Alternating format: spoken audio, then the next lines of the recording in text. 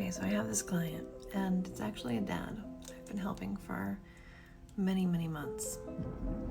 And there's this interesting thing that I observe with the mother that's the high conflict co-parent in this situation. And I've seen some really covert alienation type of behaviors, but this is not covert at all. This child plays sports, and the other parent is actually a coach on the team. The dad is the coach on that team. And the child will go to the practices or the games or whatever. And high conflict mom will shield the child from even seeing the other parent's vehicle. Will not allow the child to say hello to dad, to dad's wife, to the little girl that they now have.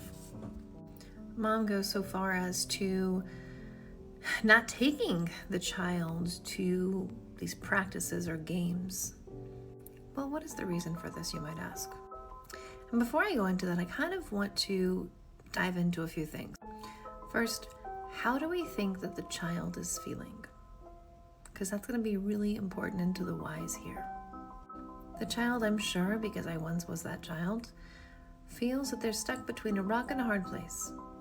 If they go and say hi to dad, then they will displease mom and likely be punished. And our children tend to go into survival mode. So they're going to do what they need to in order to survive and stay out of trouble. Again, I once was that child. So what can we do to help our children when they're navigating this situation? First and foremost, I think that it's really important that we remind our children that they can say hi to either of their parents at any time. And that you show that you're going to say hi regardless. Now, we don't have to cause a scene. We can say hi from even across the field. But I also think that it's important that you document what's going on.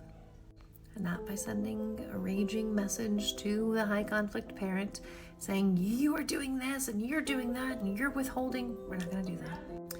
Anyway, I want you to remember that despite any kind of alienating behaviors, I think it's important that we model good behavior for our kids. And we continue to love them despite what's going on, and we continue to show up for them.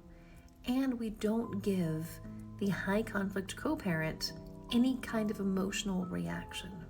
That's what they're looking for. I hope this video helped you today. Make sure you give me a like and a follow, and I'll see you again in the next one.